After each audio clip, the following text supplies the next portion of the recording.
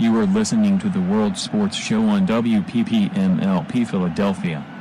Soccer-based sports talk covering local, nation, and global soccer. Broadcasting from the Philly Cam studio in Center City, Philadelphia on 106.5 FM.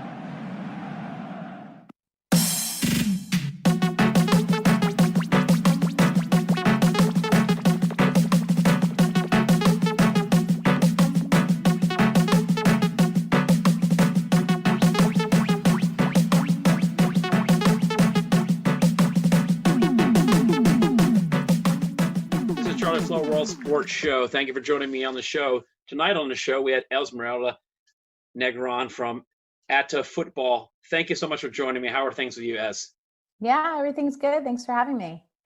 So it has been an interesting world where we're getting tons and tons of women's football, and just me personally learning about you guys and how you founded it and giving us access to women's football, almost year round is huge, because us in America, we're used to getting the NWSL and some of the other leagues, but it's kind of that dark period when the pro leagues in America go, we kind of have to sit and wait like 6 to 9 months for women's football. Yeah. Yeah, I think, there's incredible, some of the biggest clubs in the world now are investing on the women's side. You have the likes of like a Man United, Real Madrid, coming into the scene. Barcelona has been investing in their women's team. You have Atletico de Madrid has been really great. Bayern is doing really well on the women's side. And then Lyon, Olympique Lyonnais in France has been like historically this kind of like powerhouse where that club actually specifically has invested in the women's game. And so you have some of the biggest stars in the world, but, for a really long time, it's just not been accessible to fans anywhere outside of kind of their domestic countries. So that's kind of what we're trying to do and make it accessible and visible to all the fans, specifically in the U.S., but other territories as well. Yeah, so when we rewind the clock, you grew up in the East Coast, Jersey, playing in clubs there, and you played your college ball. What was that experience like, playing, just in kind of that growth of the U.S. women were good. They won the first World Cup in '91, but it really started catching a lot of traction, when you were growing up. Yeah, so I grew up actually in Bergen County in North Jersey, and I was just so fortunate to kind of be in this amazing environment. So the Cosmos, New York Cosmos back in the day, I think it was the late 70s, early 80s, and they folded in the kind of early 80s, I believe, if my mind is working today. But some of the best men's players in the world had kind of been with that team. If people can remember, I was, that was kind of before my time, but I still remember the stories. And a lot of those players actually resided in the northern New Jersey area. So when I was growing up, I had this like really almost like non-traditional, but incredibly special environment to train in. So I would play with all men all the time. I'd play with these former Cosmo players, had no idea kind of their careers and their paths, but knew I was part of something special. And I used to play pickup matches with them. And that's kind of how I grew up, like playing the game. Kazbek Tammy was my youth coach, and he was a former Cosmo player and kind of introduced me to that whole world. And it was from there that I kind of developed this immense kind of passion for the game and started to kind of play the game in a different way, really creatively. And I just felt so alive on the pitch, so to speak. And then I ultimately went to play college ball at Princeton University, so still New Jersey. And, that was incredible to have, had a great career there. My senior year, we went to the Final Four, had a great, squad and some great players, some great international players. But, at the end of the day, I was following my passion and my dream, but, I never saw women's football on TV. I remember the first time I saw it was the '99 World Cup. And I remember from there on, I became obsessed with Mia Hamm. I was a striker and she was, and arguably the best player in the world at the time. But I remember being at Giant Stadium, and it was like almost like a sold out crowd. I remember and feeling just so invigorated and like, wow, this is amazing. But that was the only time I ever saw women's football, like on that kind of, at that elite kind of professional level, but it was really just the international level. So, I think when I think back, it's hard to kind of, I guess, pinpoint out, was there a void in my life? But, ultimately, I think there was, because I remember that '99 team and Mia Hamm becoming my role model thereafter really kind of inspired me. But it was unfortunate that I never had really regular access to the kind of the most elite women's football on a regular basis, and nor could I really see the professional game. Like I don't even know that I knew that there was a possibility to play professionally, because at that time there, that path wasn't accessible to me. Yeah, I think that, I'm a little bit probably older than you, so my life was very similar to yours, that I didn't really understand what the World Cup really was until 1990. A lot of those games were put on cable television. I was at my grandmother's vacation home, and it was just finally the first time that we could watch actually in English. So it was just a matter of finding random Italian, Spanish speaking channels for the, previous World Cup, like 86. It was like I got snippets of the 86 World Cup, but the 90 World Cup for me was that defining moment. Wow, there's this world game and this World Cup that I didn't just read about in a newspaper, and having that accessibility. And then 99 was very big, I think, for the women. That, we're looking at a couple World Cups of the women before that, and he would just read about it in a newspaper. There's just no way you could even find highlights on any of the networks or stories. You would literally get a box score that USA beat, Norway first World Cup, blah, blah, blah. And then the second World Cup, it's still kind of it's all just text and books to us, and maybe a few photos. But 99 was that, coming out party for how big that crowd was. And I've seen the documentaries when the team pulls up, they're used to only playing in front of a few hundred people, like high school style stadiums, but to pull in front of a 80,000, 90 capacity stadium, and then that's true home field advantage. And that gives me goosebumps. I'm sure that you went through every emotion as a child to a young adult experiencing that. Oh, it was incredible. I think that was such a monumental moment. And I think from then on, people started to recognize the potential in women's sport. And, and that's 99, and we're in 2020 now. And, that's 21 years ago, right? Yeah, I was doing the math. And it's still like when you said for so many years, only scores or box scores were available here and there, maybe in a newspaper. I think that's actually been the case for a while on the women's pro side, actually. And it's, in the last probably 1 to 2 years, it's kind of seen a big kind of spike and some great record attendances in Europe and in the NWSL. And now the NWSL is now kind of in its, I think, 7th or 8th season now. So you can kind of see a little bit of some definite growth and kind of, it's on a kind of growth trajectory. But for so long, I mean, this is why we launched this company. I think it just hasn't been covered or marketed, and we really wanted to make that change, because without it, I think it's going to struggle to grow, without audience, without fans, there's really nothing, right? The media value isn't high. There isn't a lot of eyeballs, so commercial kind of investment probably doesn't drive, strong return. It kind of trickles down to then the players not getting paid enough, and the league's not having, and the club's not having enough money to invest back in the players and the development academies and all that. So it's a really big, I think, challenge. But I think that from the 1999 World Cup that there is an interest, that I think if you kind of invest in it and make it accessible and normalize it, that we really believe it has a chance, and we're excited. No, I love what you guys are doing. I just discovered you guys recently, and I spent my entire weekend, and calls from my friends in England up on my WhatsApp, that they were really pushing it hard in the UK for Women's Football Weekend. It was a big deal that they purposely staggered the games so there wasn't that overlapping, that that, hey, you got this 3 games in a row type things, and you guys carried all the games that you guys put on the different networks. And and it goes back to when you're looking at the women's league in the US, this is the 3rd attempt at a league, and it seems that it's stable. But the first couple leagues, there was still that struggle that, hey, if I physically can't do the game, there's no way to follow this game. It's still, we were in the internet age of the apps were starting to get invented. There were already these streaming things that were putting them on .coms, but still it was so hard to just follow a team.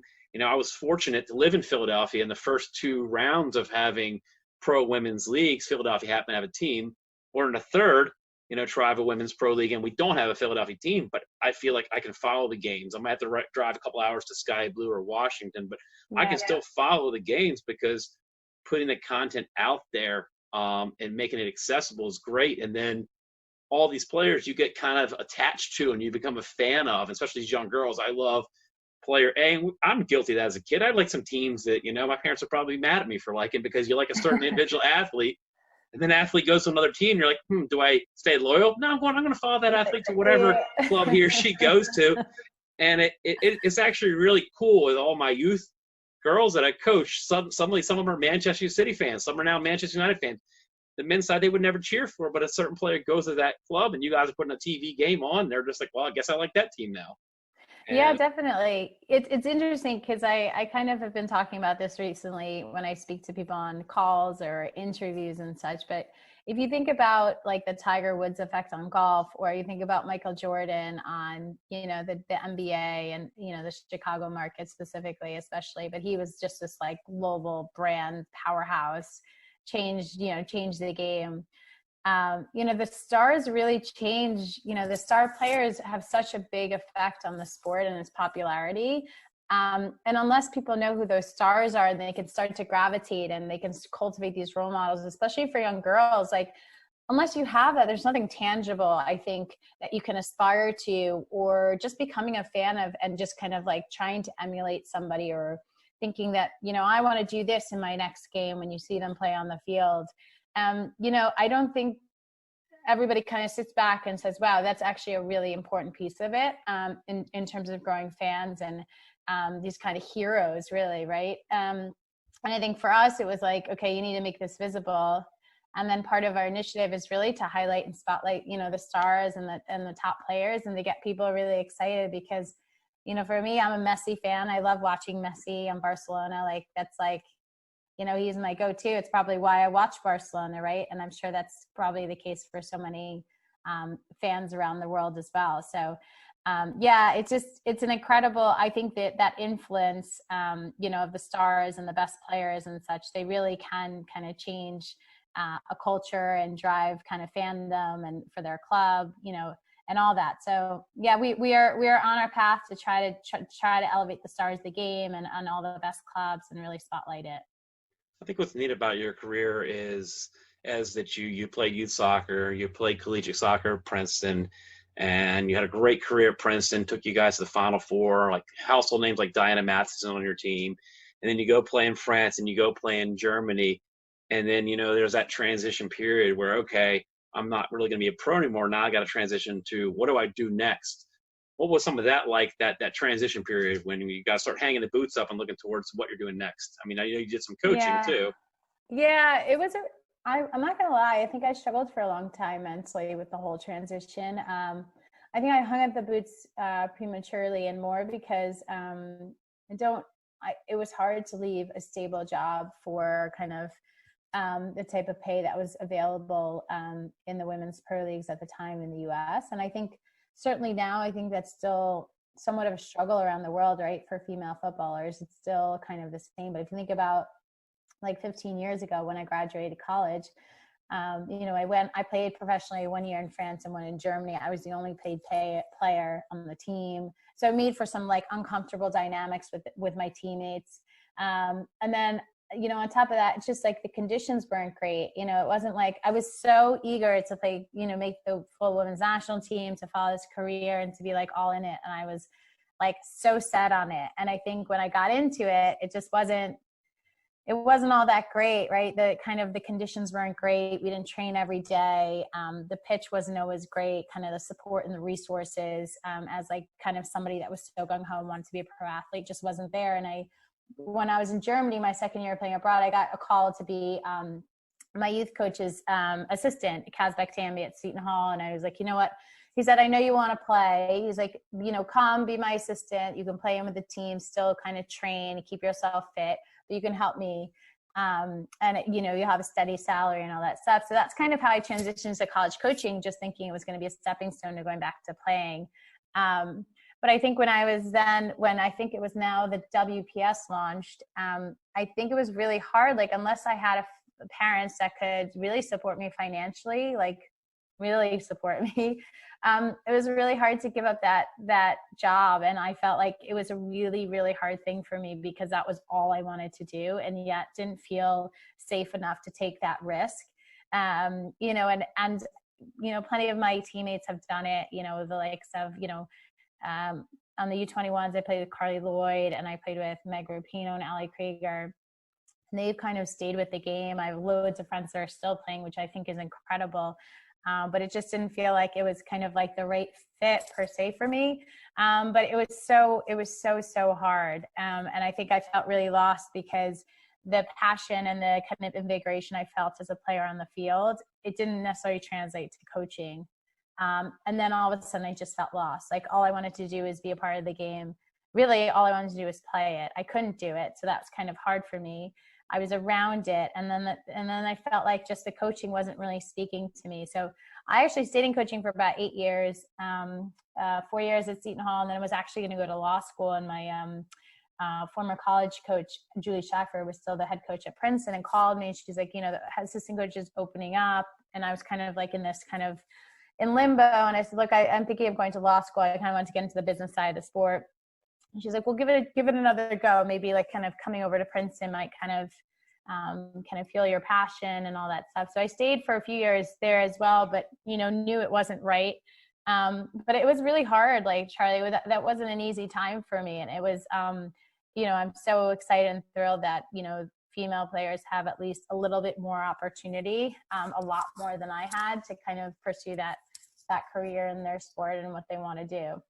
Yeah, I mean, just conversation I've had with players in the last couple of years that, they have to have that second job. They're doing private trainings, coaching kids individually, or they're picking up a youth team on the side type thing. And these are players in the top league in America that just that whole thing that I talk to a lot of footballers, coaches, and people in the industry that you're in, that just livable wage is the biggest thing, is what you can do. And I think the thing that was a hard thing for me to wrap my head around when I started finding out about these salaries is that I've got multiple youth teams. I'll make more money coaching little kids in a park than a professional athlete is one of the top 1% of professional women's players in the country. And it's just, to me, it doesn't, and you do hear so many players that prematurely have to choose a career versus playing in conditions where, okay, yeah, I'm a professional footballer, but all my money is going towards my rent and my food, that at the end of the day, they might actually be losing money. So it's a tough spot, I mean, it's kind of back to like the first few years of the MLS when I knew some buddies of mine playing that league. They're like, listen, I've got a college degree from this university. I've got this offer. I can make, 6 figures doing this job, or I can make close to 20,000, and it's just a matter of what support system you have. Yeah. And I think it all ties into companies like you guys, with After Football is putting the market and exposure out there, getting the investors, getting the sponsors, and it kind of full circles around, because there's plenty of hungry young girls out there, and soccer dads like me and guys that coach, girls soccer, that we really want to watch this game so we can learn from that, and have our players watch these games and have them have role models and heroes. Because I can sit my daughter down and watch the Men's World Cup. She's not going to be able to play for that team playing that World Cup. I think it's a big deal that they need to look at who their role models, who they can purposely be when they grow up. That's why Mia Hamm probably is so big for you. And it comes full circle that you're now putting that platform out there that me and you didn't have as kids. No, definitely not. And we couldn't be prouder. I think if we hadn't kind of thought about how we could solve a problem, and that was really why we launched House of Football. We said, well, I had actually worked on the women's pro side, directing and strategically launching the women's ICC, which featured 4 of the best women's pro clubs in the world, going up against each other. And I was so excited about the tournament. But I think working in that space, I realized, it's very hard to get the marketing support. And are we going to get on premium broadcasts? Are we going to be visible and accessible to fans? This is like the most elite, teams in the world. Yeah. And you realize kind of the challenges and what goes on behind the scenes. And it's nobody's fault per se, to be honest. I think it's just like we decided, okay, well, let's come in. What happens is the leagues are, looking for investment in their international media rights, and premium broadcasters, and not by no fault of theirs, there's no proven like there's no proven product. So as it's never really been accessible via premium broadcast before ever, so it's hard to then make that investment. And I think that goes across any sort of like sport or entity, whether it's male or female, or any business, that you're looking to invest in. Unless you kind of see some proof in the pudding, it's hard to invest and dedicate resources and kind of promote and market something that's kind of up and coming, growing. So you get it from all sides. It's not that there's anyone to blame per se, but we felt like if we came in and we invest in these rights, kind of retain the sponsorship and the broadcast production around it, that we can engage sponsors and kind of monetize that way, that we could just give it to the likes of NBC and ESPN to ensure that these leagues actually get the exposure they need to really grow and to start to build a media value and to start to drive that commercial value higher. And obviously that then trickles down to creating a better, I think, environment for the players themselves with higher wages. It had to happen, I think. And I've thought about it so often because I've been in this space for a while. I think so many people want to make change and they want to drive change, but didn't quite know how to wrap their heads around it. And we just kind of like, wow, if we do this, you know what, I think that we can actually build a business. And the two kind of sides of our business, which is our community platform, marketed to young girls and giving them this amazing community to be a part of. It's not going to thrive unless, it's available and accessible, and, you can start to build fandom and these girls can actually have access to it. And fans across the world can. So, it's interesting. But we're again, incredibly excited and pumped to be able to kind of like, for me, I love watching these games. Like all weekend, I was like tuning into NBC. And then started with Friday with Lyon, who's like one of my, favorite teams in the world to watch on ESPN Plus. And this weekend we have, we would have had the PSG Lyon match this weekend as well. So it's exciting for us. These are some of the best players in the world. So really incredible opportunity. There's a lot of that back work that goes into all the legalities, all the getting the rights. And, we could talk for hours on that because me and you work in this industry, but there's a lot of stuff that people don't know go behind the scenes of just securing those rights, getting them on TV is not as easy as when we see on social media. Hey, just get the Lyon game on TV. Come on, man. I'm in America. Just get it on TV, man. What do we got to do? And then now that I've been in media for about 11 years, I know it's not just that easy. It's a lot of work, a lot of hours of work, a lot of legal talks that makes anybody's head spin. Yeah. Well, when was that aha moment for you? It must have been that aha moment when you see the ATA logo and the broadcast. That must have been that, I can like breathe a little bit. This is like a dream come true. Yeah, it was actually when we first, when we were on our opening weekend, we were at NBC. I think we were like incredibly excited to see that logo. We were like, wow, our brand is out there, consumer brand, and this has actually come to life. It's interesting because we actually thought up this idea in December of 2019. So, less than a year ago.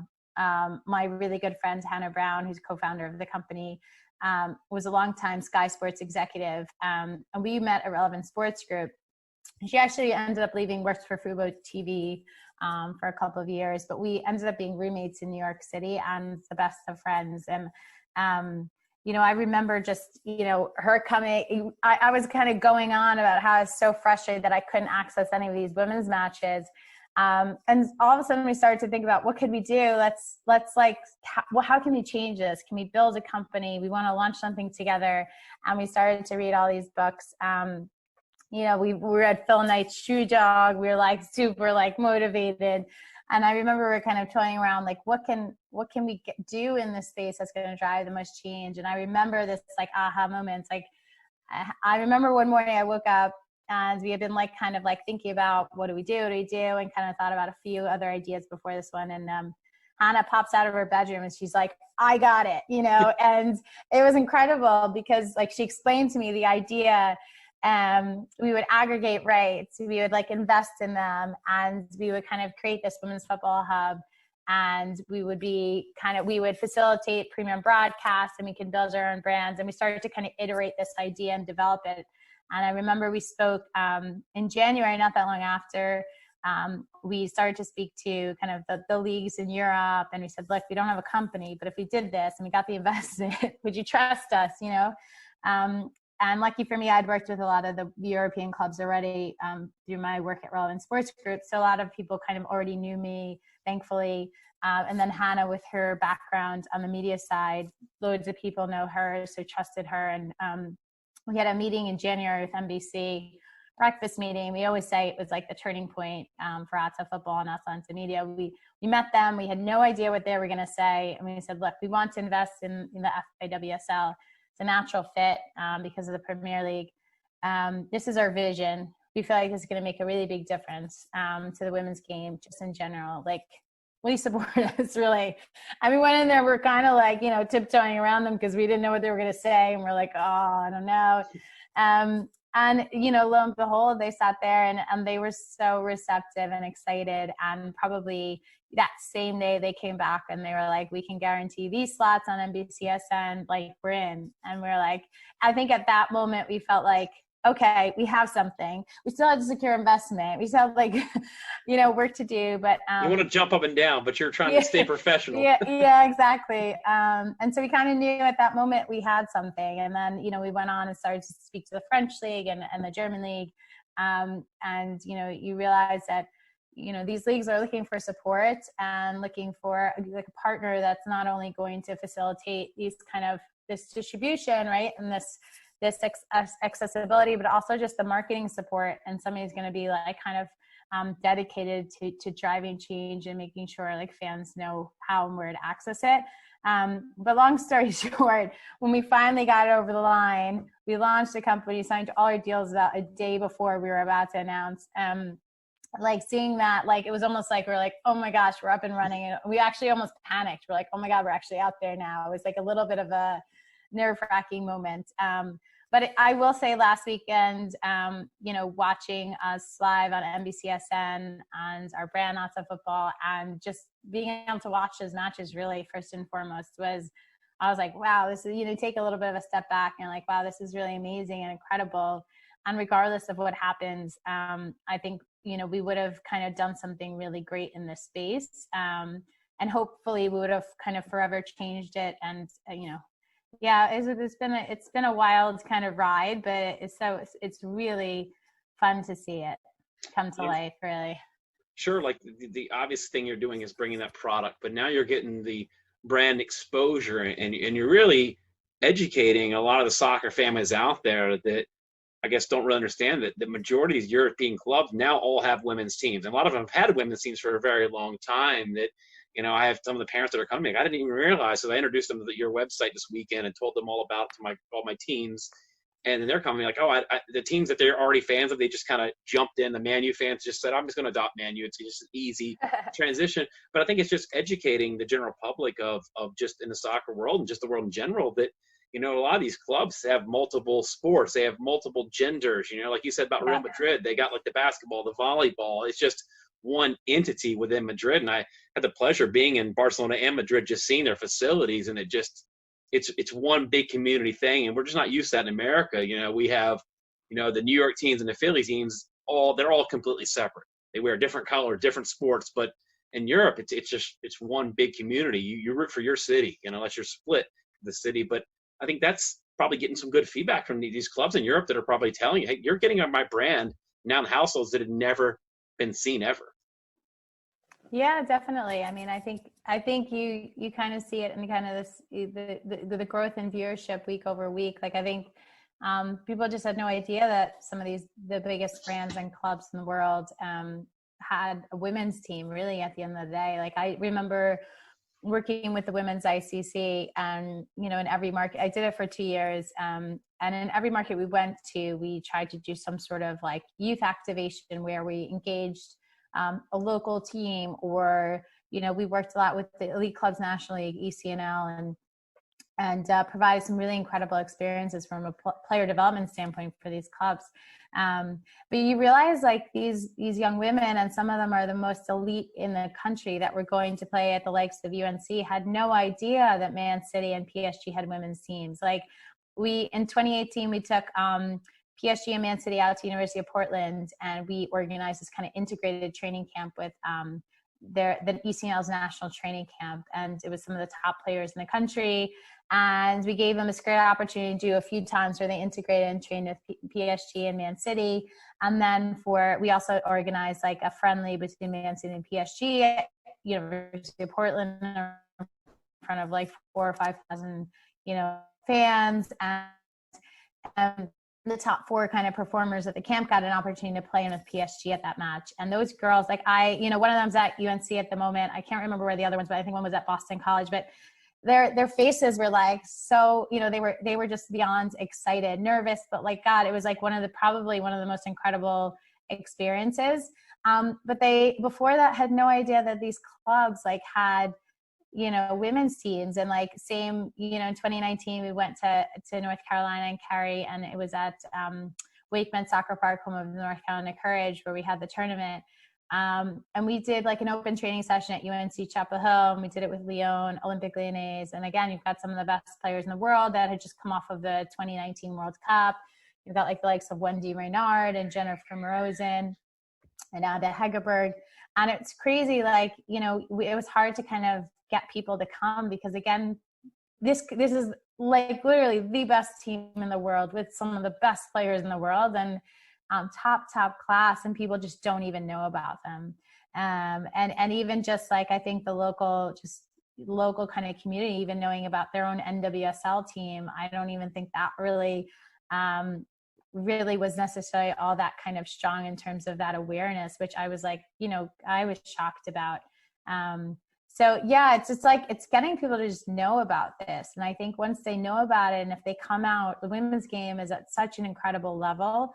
And I think you can probably attest to it watching the games and matches on NBCSN this weekend. Like, it's a whole nother level than it was 5 years ago or 10 years ago. It's really, really top quality. And I think once people start to know about it, start to watch or start to go to local matches when we kind of get through this kind of crazy time, I think it's, people are going to be really excited about it. Yeah. I mean, it just goes back to that, quality thing. If you give the equal, training grounds and facilities and funds and what these teams need to train, then the game gets level. Yeah, I'm spoiled as a U.S. women's national fan. You want to see your country win every World Cup they step in, but you want to see a competitive World Cup. I want to go into a World Cup with like, all right, because last World Cup we're thinking France, England, USA, Germany, and even Spain was like a wild card, like all those teams legitimately had a chance to compete for the World Cup final. Years ago, we might have 3 teams you could argue. Okay, it's these 3 teams, and then it falls off so fast, sadly, in the women's game. But now we're seeing it with more teams in the Women's World Cup, more of these professional leagues that just keeps getting the level of play in the game, elevates. So I want to talk a little bit about the future of your website, atofootball.com, some of the things that the fans can go to see when they're not watching the games, what they can see on the content on your webpage. Yeah, so at the moment it's in its early stages, but at the moment it's completely free to everybody. You can go on and watch live, depending on the territory that you're in. In the US, we're usually held back to subject to some holdbacks because of the nature of our broadcasters, NBC and ESPN. But there are times where we have some live matches and we simulcast with them. But, we have rights in other territories. So around the world, people can access live on-demand matches. So if you miss the action, like a lot of the matches are early in the mornings on the weekends, you can always go back and watch with your family, with your team, with your friends. There's highlights and clips in case you don't have of every match that we have licensed. So in case you miss the action, you can go on and watch it kind of in its short form and catch all the highlights. We're starting to kind of create some really unique partnerships with people in the space that are investing on the women's side and producing some premium content. So we have at the moment 2 kind of premium podcasts, and we're looking to bring on a couple of more in the coming weeks as well, so that, we start to build this women's football hub.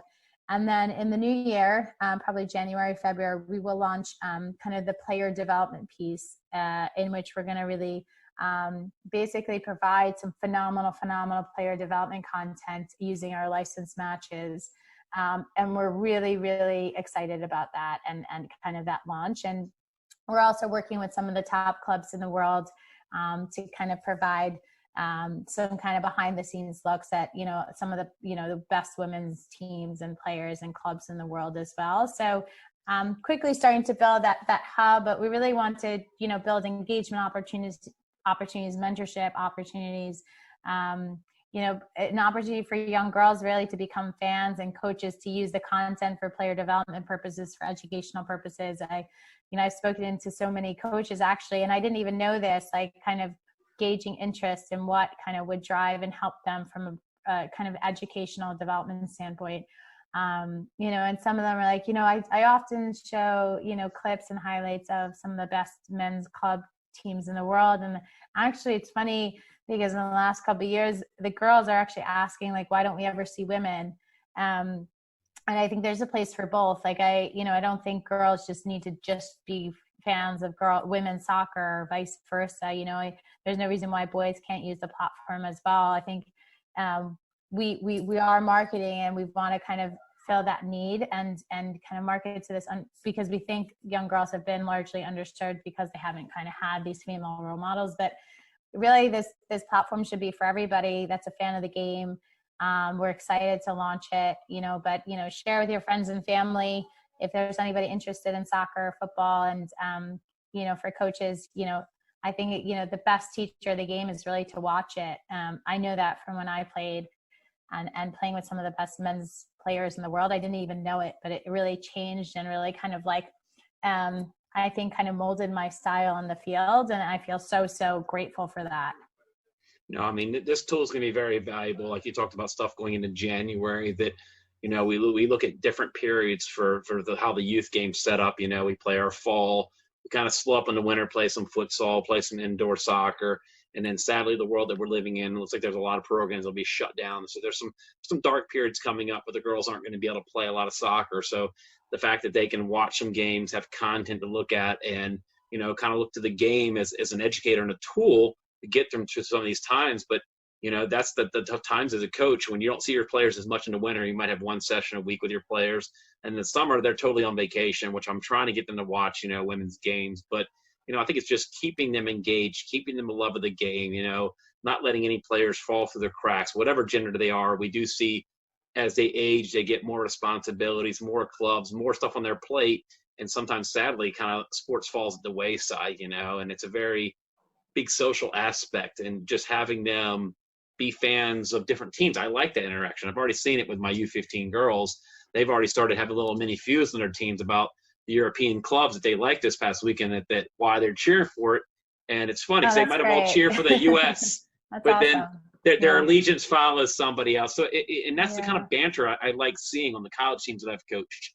When like World Cup games come around, we've got different international players on my college teams, and they're having little friendly rivalries, talking trash on each other. And that's what you want to see, that they're a family, but they're allowed to bust on each other. And it's you're bringing them together, but you're also just building that camaraderie with them through rivalries, Yeah, definitely. And we hope to kind of build out some engagement opportunities on the platform where, or if, players want to go out and kind of like create their own virtual like watch parties, especially during this like kind of crazy time with this pandemic. It's a great opportunity. And I think for coaches around the country that are struggling because things might get shut down or there's challenges that they're kind of facing, in terms of like enough matches or games or training sessions, because of the climate at the moment, like, it's such a great resource. I think like, I wish I had it. I wish I could go on and watch whatever game I wanted and see some of the best players in the world. And I could watch it when I want it, really, especially if I'm not up at like 7:30 a.m. in the morning.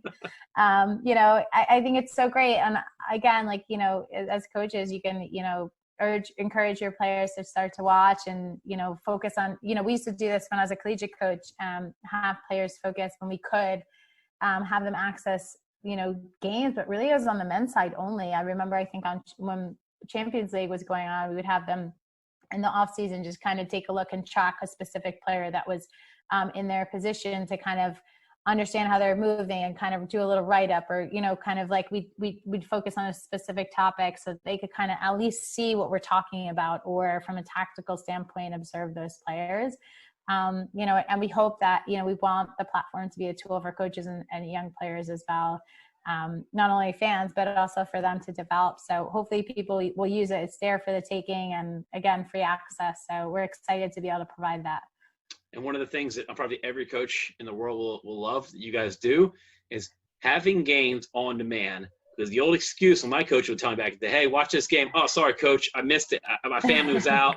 Couldn't make the game live. Sorry. I've had my players pull that card on me. I said, guess what? It's on demand. So then they're like, oh, there yep, you got no excuse because it's on demand. Block out your 90 minutes, knock it out. I love what you guys are doing. It's awesome. It so kind of comes full circle with what I've been trying to get, players to watch and things that seeing all these dreams come true. That I know that my daughter's only 2 and some change, but she'll be born into a world where she has to make a choice. I think you and I were joking about that on the phone. It's like, wait a minute, I got 4 different games I could possibly watch. Because we grew up, it's like, okay, you get one game on a Saturday on some international channel. I don't care who's playing, I'm taking it because it's live football, soccer. But now they can be picky. These young women, girls can say, no, I want to watch the English league. I want to watch the French league. I want to watch the German league. They can be picky, and that's great. Yeah, no, it's great. It's exciting. I'm excited for all the young girls out there that are interested in the game. I'm excited for the fans. And hopefully we can continue to provide some more leagues, some more access to more leagues and clubs and teams and all that stuff. So, it's great to hear such positive feedback. I think for us as a whole, we've gotten a really positive reception. So it's made kind of our vision, a little bit more kind of like rewarding, so to speak. And obviously we feel so proud and excited to kind of deliver this to people around the country, the U.S. specifically, and all our other different territories. Well, fans out there, check out attafootball.com. Check out that calendar. They got plenty of stuff on their website listing all the different upcoming matches, on-demand matches, highlights. Esmeralda, thank you for taking the time out to be on World Sports Show to hear this Sunday night. Appreciate everything you guys are doing. Let's definitely chat again because we know this is going to be evolving and growing as we speak. Definitely. And thank you so much for having me. We appreciate the support.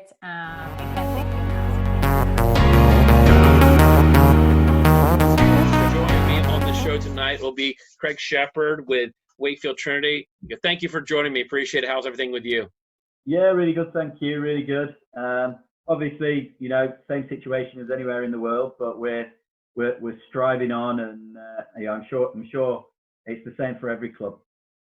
Yeah, we're all in these challenging times. I mean, it's kind of a weird scenario to go through lockdown 2.0. I'm calling it now. That I think we have a lot of experience in the first lockdown, what we did with players and how we got through it just as human beings. So I think it'll be a little tougher because it's in the middle of winter, but I think a lot of us have known things that work and things we can get through. And you and I are here talking across an ocean, so we're figuring all those ways to communicate.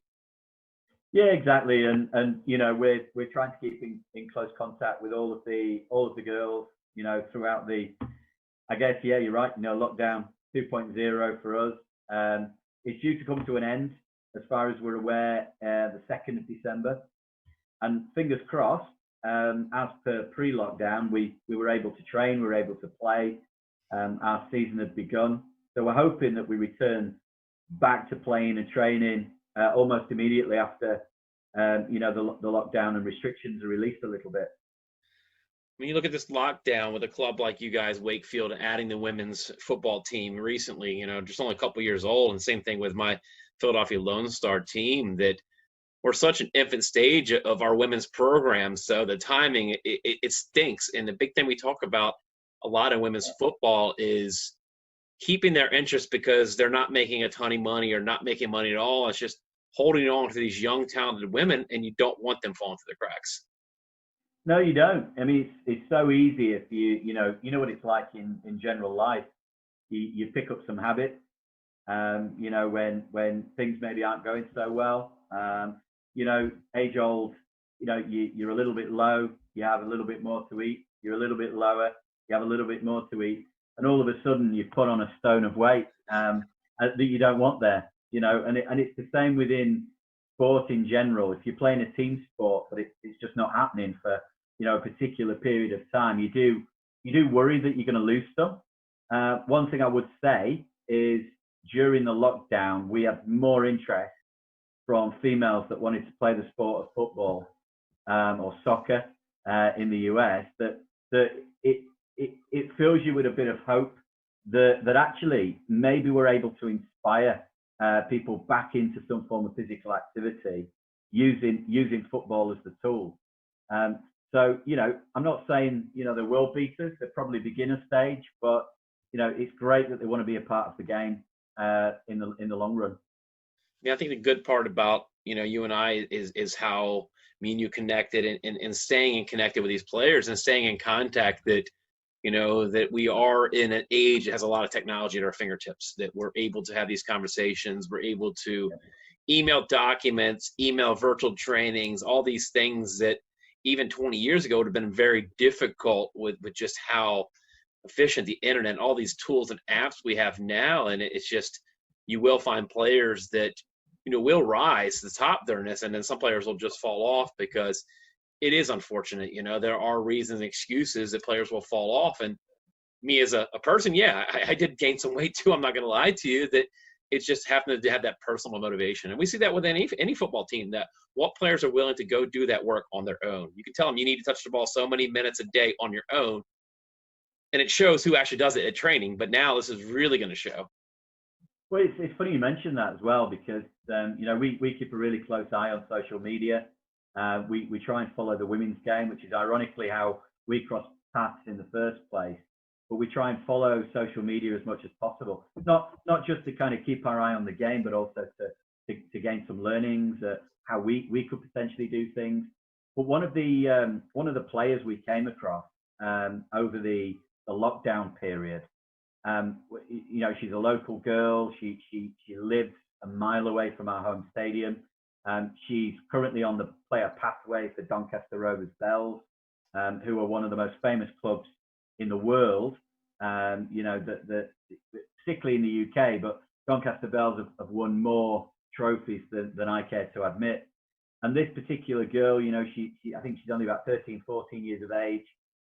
She goes to the local high school, and she's really focused on a footballing activities. There wasn't a day that went by that her parents weren't posting up on Twitter, about her progress, how she was getting stronger, how she was getting fitter, how she was developing her skills. And when lockdown ended and we returned to training, she was then invited in by Doncaster Bells to work with their regional talent club, and has since earned herself a contract for a year with that club, having previously not had that contract offer on the table. And that was purely through her mindset within that lockdown phase that she continued to work on herself. And it was great to see, so much so that we actually sent her a letter to say, you're inspiring other females, other people during lockdown, a time where, most people can be quite negative because of the situation we find ourselves in. But here was a girl who, very wet behind the ears and, has this dream to be a professional footballer. And there's no doubt in my mind, if she continues to apply that same focus, that she'll get there. She'll get there in 5, 6, 7, 8 years' time. No, I mean, you said some things that really sparked a lot of interest in my mind, that, just being a player, being in the coaching world, and things that we just can't control. I talked about a lot of that with players. There's the controllable things, and then things that are just completely out of our control, like the pitch, the weather, Sometimes somebody goes down with an injury, or you might get a player with a red card in the 5th minute. So you totally are now having to coach in something you didn't plan. No coach goes in saying, all right, I'm planning to have 10 players for 85 minutes. Nobody goes into that. And you see a lot of people like me. Everybody complains. We're all allowed to get upset. But you use the tools that you have, and those kind of players are really going to shine, because, you find the stories of some of the backgrounds of some of your players that have had rough backgrounds and rough upbringings, that they may look at this pandemic, not that we don't take it serious, they're just like, okay, it's just a bump in the road. And some players are ready to hang the boots up. Some I tell players, this is only a year or two. There's been so many famous athletes that have had to sit out a year with an injury, and they've come back so much stronger. We've seen so many inspirational stories, but yeah, just there are players like that on my club teams and my semi-pro team with Philadelphia Lone Star, and players you've seen that have just, you know, they rise to the top, and you see that, and you're like, that's the kind of player I want on my team. You know, that he or she's not using excuses and just being creative, you know, and the amount of videos we're seeing come out of the world, all these different challenges of kids doing challenges in there. I live in a small little house, you know, and you take the tiny space you got and you make the best with it, you know, and it's just, we're not all like these Premier League players that we're really learning about that have almost entire pitches in their backyard. We're learning a lot about them, but how many of these city kids are so confined in space and are just said rising to the top, and their characters really coming out and showing who really they are. It's really good to see. You know, it's really good to see people taking it into their own hands, and whether they're led by their parents, which I assume many are. But you know, you can't force that type of application on somebody. It's got to be within you to start with. So you know, support from parents is great, but actually you've got to have a little bit of guile inside of you that says, you know what, I want this for me. So you know, it's great to see all these different videos, but that one really struck home because it was someone so local. Yeah. You know, I've seen several from across the globe, and you know, they're all doing some great things. But this one in particular, this is a homegrown girl who hopefully will one day be playing for us. But you know, that would be selfish because she could probably play for, you know, Manchester United, Manchester City, or maybe even globally for Philadelphia Lone Star. Yeah, that's the dream, you know, is that's funny you say that, because that's the thing is you want, as a football coach or football manager, whatever role you in the football team, you know where your club is, you know where you are, and you have to give these players their blessings. I feel like you've done your job if a player gets recruited or loaned or bought out, you know, that, hey, my team may not get as many wins this year, but we know this young man or young woman is playing in a higher league and more exposure, and I'll take a few L's on that. I'll take a few losses to know that somebody's in a greener pasture. But you guys just started your program up just a couple years ago. Like, how did that all get started? Because I've done my research. It's a lot of rugby history with your club. Yeah, loads of rugby, rugby league. I mean, you know, in terms of the brand, the brand is a good 147 years old. We've got 150th anniversary coming up in a few years. And the brand itself has echoed across the local district and across the north of England for quite some time. Rugby league is a northern sport in England, and you know, obviously, you know, huge in Australia, and is the national sport of Papua New Guinea. So you know, rugby league is a great sport. I mean, it's effectively American football with a few rule changes, without any pads, you know, or helmets. That's effectively what it is, and it's you know, the equivalent of a tackle in rugby league is almost like a car crash. You know, so it takes some rough, tough individuals, but you know, that's where our history comes in, because you know, a lot of the northern towns and cities across England have a traditional mining background. So you know, these are typically, you know, quite poor, deprived families, very much working class. And the history behind rugby league and why it broke away from rugby union is aligned with that working class environment where, you know, working class people were shunned by rugby union. I mean, it's not like that anymore. The two sports are loved by many, but the history of it suggests that, you know, rugby league wouldn't have been born had it not been for the higher classes snobbery. So bring forward football, and certainly women's football, where, you know the story behind that, where for many years women were prevented from playing the sport of football. And, you know, coming from working class backgrounds, it was almost unknown to expect a female not to be, you know, at home, cooking the meals, you know, keeping the family together, almost like a glue. That was typically what females did within communities across the north of England, and never dream of playing football. So fast forward the years, and equality has really come to the forefront. We wanted to, I mean, it's certainly not there yet. You know, a lot of the stories we hear, in fact, one of the core reasons we developed the club in the first place was to bring equality to the forefront for women within Wakefield. The amount of feedback we received from players who played for clubs who have a men's brand, who were being shunned, whether it be weather-dependent training sessions or, games that were called off on a weekend because the pitch might be under too much wear and tear. And that would obviously affect the men's team from playing good football on a poor pitch. And almost seen as secondary. But in fact, not almost, it was seen as secondary. It's almost third tier, I've heard, the secondary team where, if you have a high-level premier team, even their reserve team's still getting a good pitch. Absolutely. And we wanted to change that, which is one reason. We could develop a men's arm of the club. We don't want to. And the reason we don't want to is because we feel it's our duty to push forward women's sport. For years, Wakefield has experienced the lack of a professional football team. And we also wanted to change that, but we wanted to change that with women. And the women's game is a lot smaller in the UK to the men's game.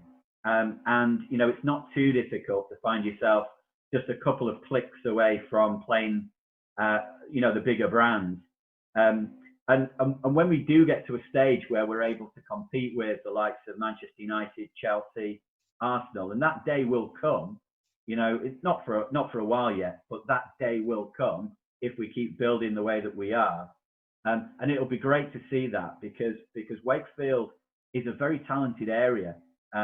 We lose a lot of grassroots younger female players to clubs like Leeds United or Huddersfield Town or Barnsley or Doncaster, where they've got these regional talent clubs in place, so they can almost steal the talent, bring it into an environment that's seen to be professional, and then we very rarely see those players again. But there's enough talent within the district, if we can keep it here, to actually fire us into the WSL echelons of the game, and that would be superb for the north of England, because at the moment, certainly in Yorkshire where we are, there's only Sheffield United that have a women's championship team. We don't have any higher than that. In the northeast, which isn't Yorkshire, there's Durham, and they're also in the women's championship, although they're doing very well, and hopefully will get promoted into the Women's Super League. But the core reason behind why we started out was to create opportunities for local women and girls that were aspiring to play. We've got a couple of female development officers in schools. We've got a player development centre, which hopefully will help develop some 11 to 16-year-old female footballers. And we've got an ambition to grow our fan base and play, out of a much larger stadium. So, we've got our handle on that. We should be playing out of the equivalent of a 10,000 capacity stadium within the next 3 to 4 years. Those talks are ongoing, but we should be in that position. At the moment, we play at a very good stadium in Hemsworth, which is, not in Hemsworth, in Fitzwilliam, which is an old mining town. And we ground share with a men's football club called Hemsworth Miners Welfare. They've looked after us from day one. We love being there. It's a really good journey. But as we expand and grow and develop our fan base, it's not going to be big enough. So we're aware of that. But in the meantime, it's absolutely more than adequate because of the way that we're looked after. And we're about to have a new surface as well. Within the next 4 weeks, we should have a brand new playing pitch to welcome. No, these are all great things, and so glad we linked up. We don't have much time left on this interview on World Sports Show, again with Craig Shepard with Wakefield Trinity.